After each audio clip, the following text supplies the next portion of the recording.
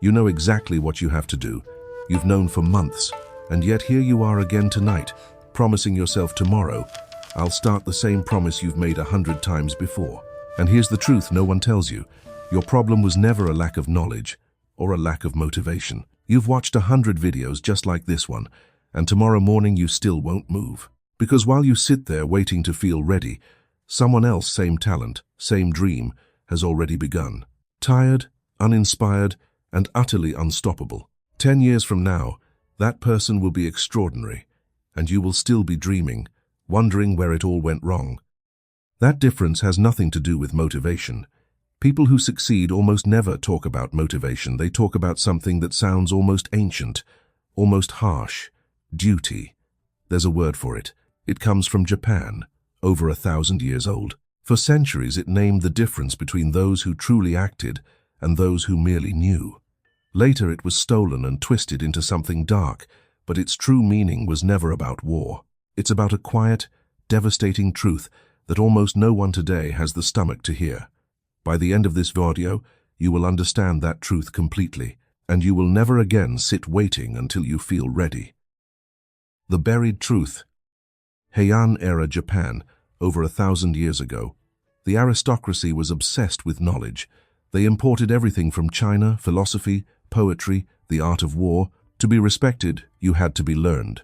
So they read, memorized, debated, and quoted. But a problem arose, one too shameful for the histories to record. The most learned men were often the most useless when the moment came to act. They could describe a battle in perfect detail, then faint at the sight of a real one. They could recite the philosophy of courage, yet lacked the courage to step beyond their own garden walls.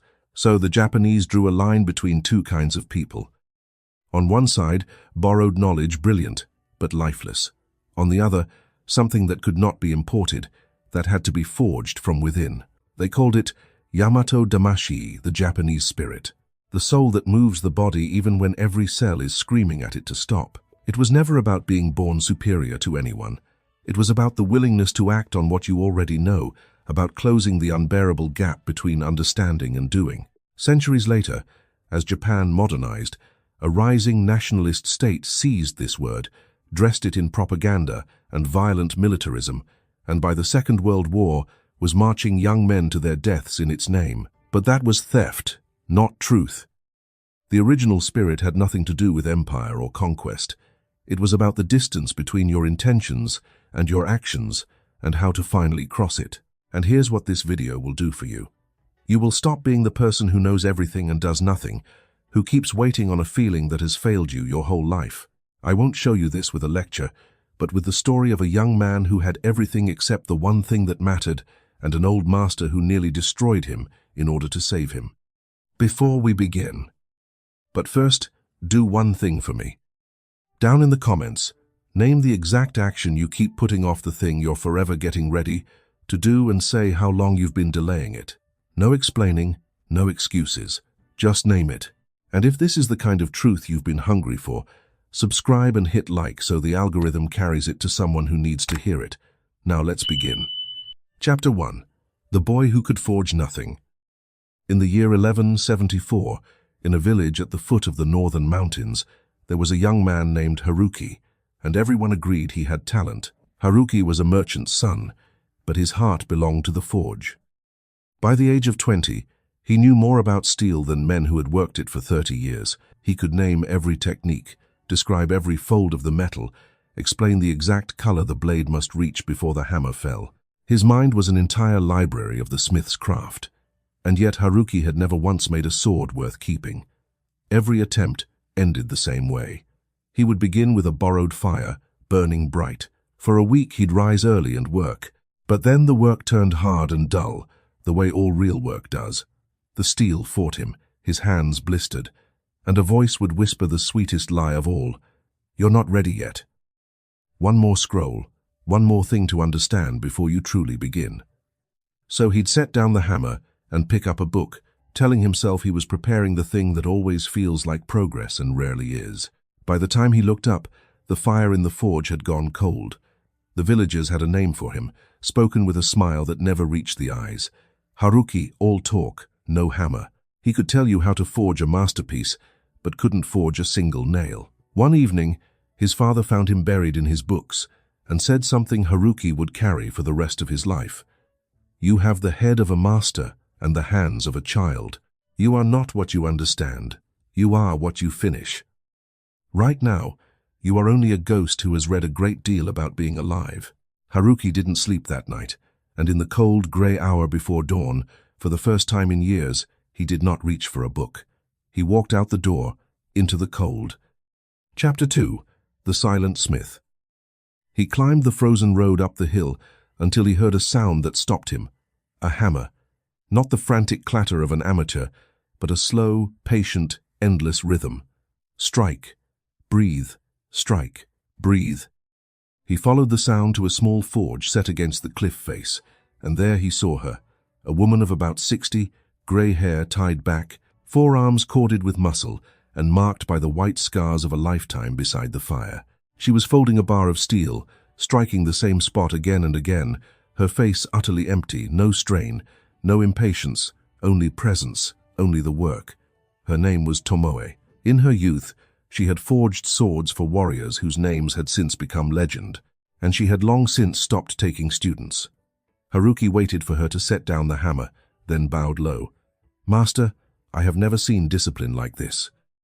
Please teach me. Tomoe looked him over slowly, from his soft hands and expensive clothes to his eager eyes. No, she said, and turned back to the fire. Wait, I know the craft. I know every fold of the steel, every technique the scrolls describe. I only need someone to... You know the techniques. She did not turn around. Good. Go home and use them. Something inside him shattered the entire identity he had built. The clever boy who knew everything collapsed. Please, he said. I need to change. I can't stay like this. Tomoe was silent for a long while. Then, still without turning, you'll quit. Everyone quits. I will. Not. She turned to study his face and saw the desperation there, but desperation is only a feeling, and feelings pass like weather. Still, perhaps this one needed to learn that for himself. Tomorrow, she said, before the sun rises. If you come, I'll consider it. If you don't, never come back. He promised he would be there. She almost laughed. A promise, she murmured, as if the word meant nothing at all. Chapter 3. The First Fire. Haruki arrived at the forge an hour before dawn, shivering in the dark. Tomoe appeared without a sound. You came, she observed. It was not a compliment. What followed was not forging. She led him to the bellows, the leather bag that breathes air into the fire to feed it, and told him to hold the flame at one single color. No hotter, no cooler. Keep it here, she said, pointing to a deep orange that, to Haruki, looked no different from any other orange. For how long? Until I tell you to stop. 30 minutes in, his arms trembled and the flame trembled with them. An hour in, the sweat froze on his back while the front of him was roasting. Master, I don't think I can. Your mind is telling you to stop, Tomoe said, not even looking up from her tea. It's lying. Your body can always do far more than your mind believes. When she finally said, enough, Haruki collapsed backward. He looked up, hoping for praise. What he saw was disappointment. 1 hour, and already you wanted to quit. Do you think a sword will wait until you feel comfortable before it demands your best? Go home. You don't have it in you. Something in Haruki broke, but from the break, something harder rose up. No, he said, forcing himself to his feet. I'll do it again. You think this anger will save you? Tomorrow you'll wake up aching and hollow, and you won't want to come. I'll come anyway. Why? It was a test. He opened his mouth and had no answer. Because he wanted to be a smith? That was a feeling. Because he was ashamed? Also a feeling. And Tomoe was right. Feelings pass. Then tell me, he shouted.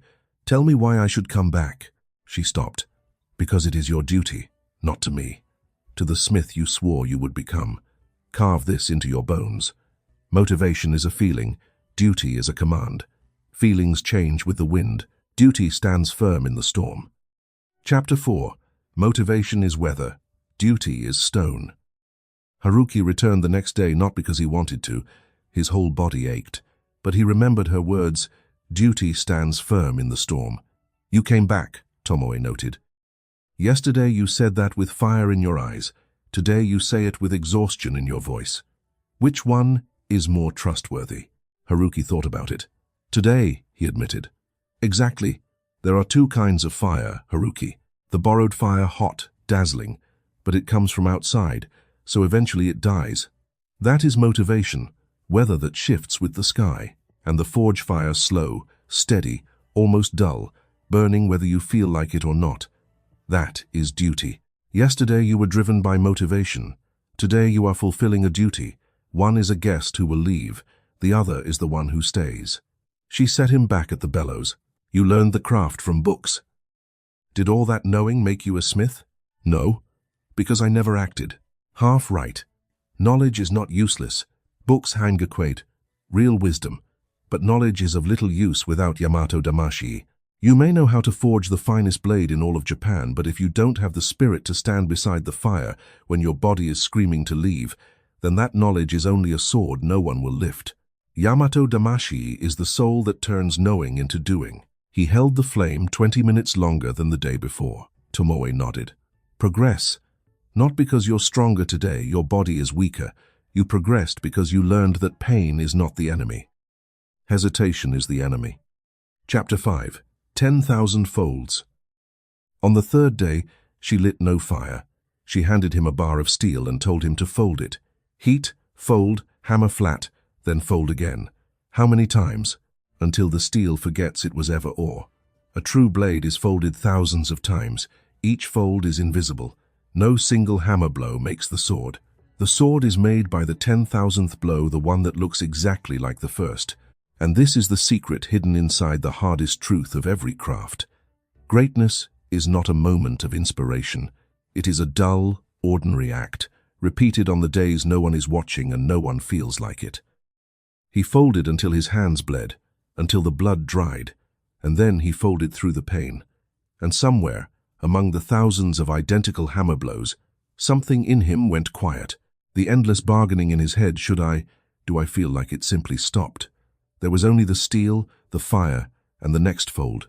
For the first time, he had touched the second fire. Chapter 6. The Blade That Broke. Months bled into one another, and then came the morning Haruki had waited his whole life for. He finished his first true blade. He had folded it 10,000 times. He had held the fire at one color until his arms forgot how to shake. When he lifted it into the pale dawn light, it was beautiful, a clean, honest curve, the steel breathing with a pattern like running water. For the first time, Haruki felt he had become the thing he had always claimed to be. He carried it to Tomoe with both hands, the way you carry something sacred. Tomoe examined it in silence. Then she walked to the old oak stump beside the forge, raised the blade, and brought it down against a bar of iron. There was a sound like a bell cracking. The sword shattered 3 pieces, spinning into the dirt. Haruki felt the floor drop out of the world. Why? His voice broke. It was perfect. I did everything right. It looked perfect, Tomoe said, kneeling to lift a shard. But somewhere in those 10,000 folds there was one day you rushed. One fold you made while dreaming of the finish, instead of honoring the fold in front of you.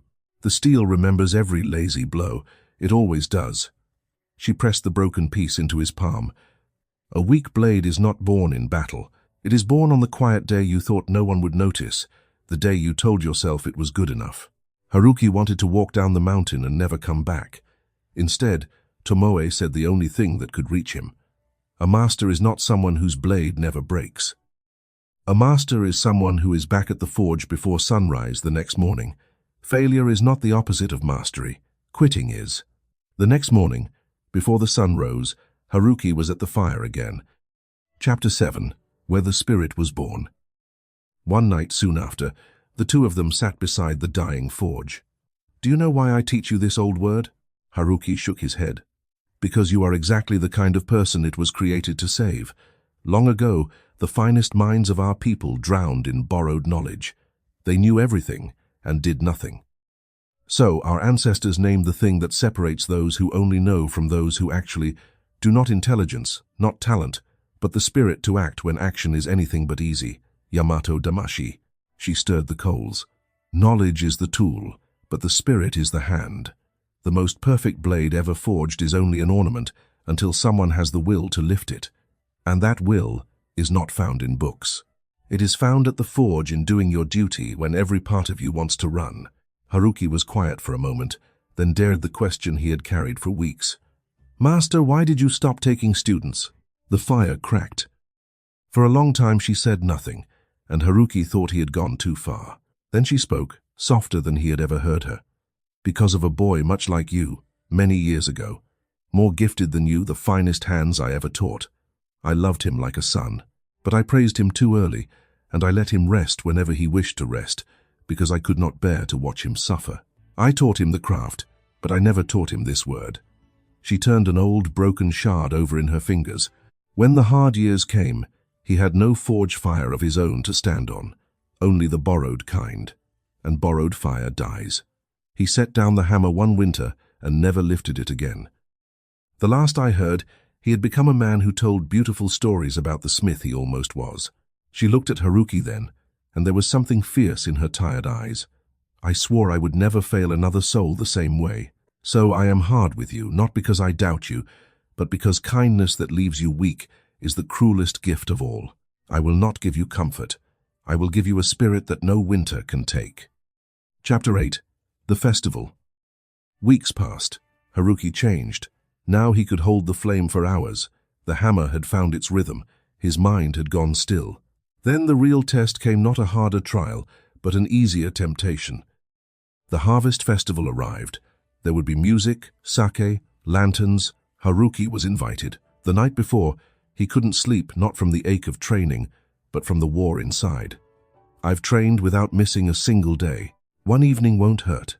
I deserve a little joy." The morning after the festival, Haruki did not come to the forge. Tomoe waited, watching the sun rise fully over the empty yard, and said nothing. Haruki was sleeping off the drink, and when he woke in the late afternoon, guilt struck him like a hammer. That night he did not sleep. The shame was a living thing in his chest, and the old voice, the one that had kept him a boy for 20 years, whispered that this was proof. He was not built for this, that he should pack his things, slip down the mountain before dawn, and return to the life of books and clever words, where nothing was ever truly asked of him. He made it as far as the door, bag on his shoulder. Then he looked down at his hands, the blisters, the burns, the calluses that had not been there 3 months before. These were not the hands of the boy who ran. Somewhere along the way, without ever noticing the moment, he had begun to become someone else. And that someone did not run. He set the bag down. The next day he came, expecting to find the forge empty, but Tomoe was still there. Her face held no anger. It held something worse. Sorrow. "You missed a day," she said softly. "It was the festival. You owe me no explanation. You owe yourself a word.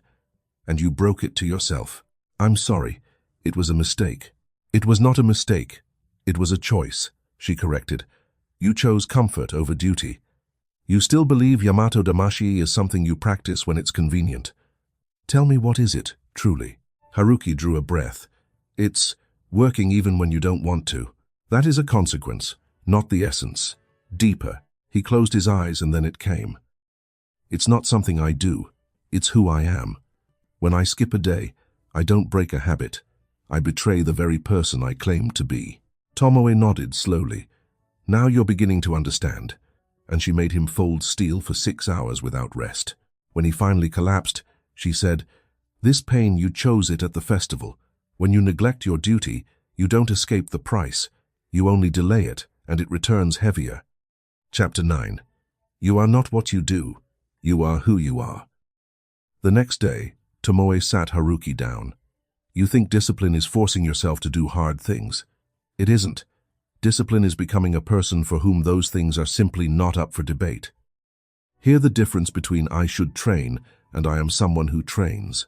One is a wish, the other is an identity." She drew 2 marks in the ash. "When you say I want to become a smith, you place a gap between who you are now and who you want to be. And in that gap lives every excuse. I want to, but not today. I want to, but I'm tired. But when you say I am a smith, there is no gap. A smith forges, not because she feels like it, but because that is what a smith is. Something burst open in Haruki's chest. So Yamato Damashii is not about forcing yourself to act at all. Now you see it. And for the first time in all those weeks, Tomoe smiled.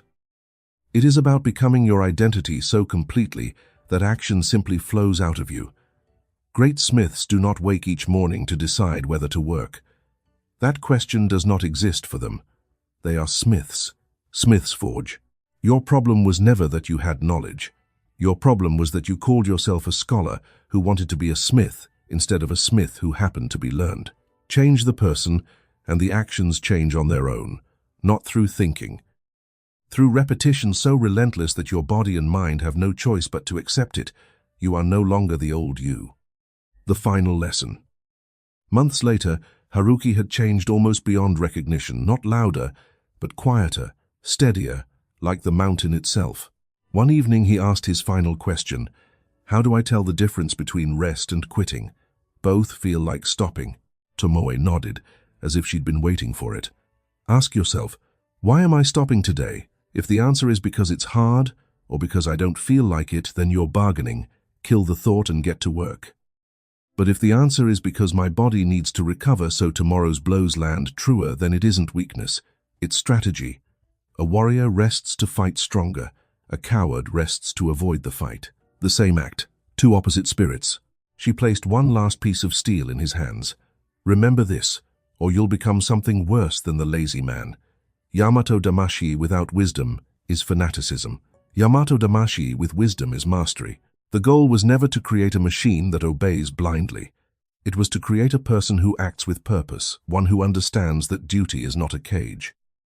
It is the freedom of deciding once, and then living 1,000 days without the burden of deciding again. 5 years later. 5 years passed, like water quietly wearing down stone. No one called him all talk, no hammer anymore. Now they called him Haruki-sensei, and warriors traveled for days just to request a blade bearing his mark. But what had truly changed in Haruki was not his reputation. It was the way he woke each morning. He rose before dawn not because he forced himself, but simply because it was who he was. The question that had tormented his youth, should I work today, had vanished long ago. He had decided once, years earlier, beside a set of bellows, and now he simply lived with that decision. Once, a young student asked why he rose before dawn every day when no one forced him to anymore. Haruki answered with the 4 words that had sunk into his very bones, "Because it is who I am." One morning, a wealthy lord tossed down a bag of gold and demanded a sword by the next day. Haruki shook his head. "A blade needs thousands of folds. You can buy my time, but you cannot buy the folds. The steel doesn't care how much you pay." The lord stormed off in a rage, then returned 3 months later, more patient, and left with the finest sword of his life. Tomoe was very old now. She could no longer lift a hammer, but she still came to sit beside the forge each morning, silently watching her student work. Then, one day, she came no more. Haruki buried her hammer beneath the pine beside the forge and went on swinging his own. Duty does not stop for grief. Duty stands firm in the storm. A stranger comes to the forge. Then, one winter morning, a young man appeared at the door of the forge. He had soft hands, expensive clothes, and an eager look that Haruki recognized instantly because he had seen it once, years before, in a frozen lake. The young man bowed low. "Master, I have read every scroll, I know every fold of the steel. Please teach me." Haruki looked him over slowly, and something rose in his chest, at once amusing and tender. He understood in that moment why Tomoe had said no to him all those years ago. "You know the techniques. Good. Go home and use them." The young man's face fell the very collapse Haruki had once worn. "Please, I need to change. I can't stay like this." And Haruki, now the master, smiled the smile he had once longed to see on Tomoe's face. "Tomorrow, before the sun rises, if you come, I'll consider it." The young man promised he would be there, his voice full of fire. And Haruki murmured softly to the mountain, "A promise." He knew this young man would want to quit. He knew almost all of them quit. But he also knew what Tomoe had known long ago. Sometimes, just one who stays is enough.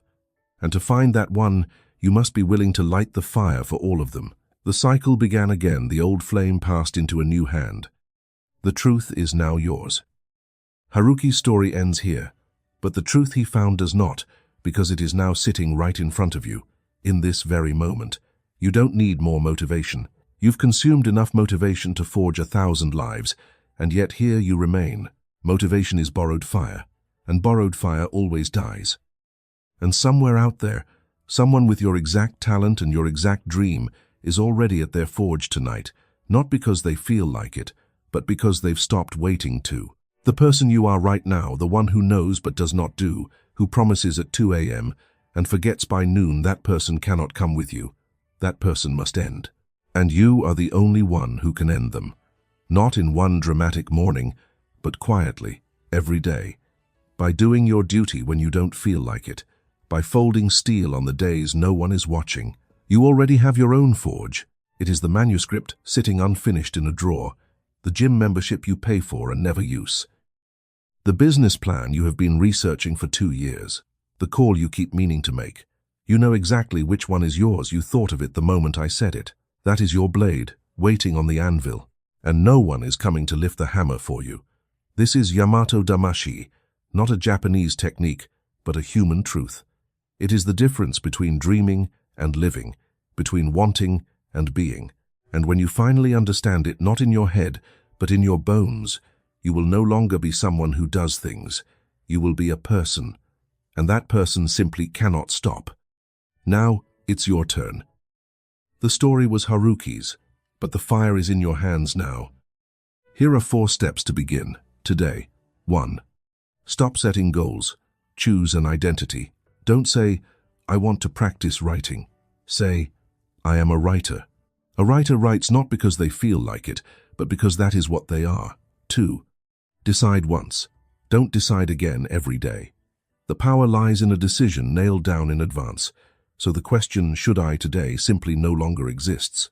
Choose the time, choose the task, and lock it in. 3. Begin before you feel ready. You will never feel ready. Readiness is borrowed fire. Hold your flame today, even for 10 minutes, even with trembling hands. Your body can always do far more than your mind believes. 4. When you want to stop, ask one question. Why am I stopping today? If it's because it's hard, that's bargaining. Kill it and keep going. If it's because I need to recover so tomorrow's blows land truer, that's strategy. Rest without guilt. Those 4 steps require no motivation at all. They only ask you to decide who you are, and then to live as that person, even on the days no one is watching. Closing. If this changed the way you see discipline, subscribe and stay. We are forging something here, for those who are done with borrowed fire.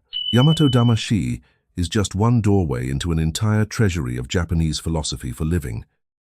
And before you go, look back at the action you named in the comments, the thing you keep getting ready to do. You're already ready. Readiness was never what you lacked. Choose quickly, because every day you hesitate, the old you grows stronger, and one day, if you let it, it will win. Don't wait until you feel inspired. Feeling is weather. You are stone. Pick up the hammer, do your duty, walk in honor, and I'll see you at the forge.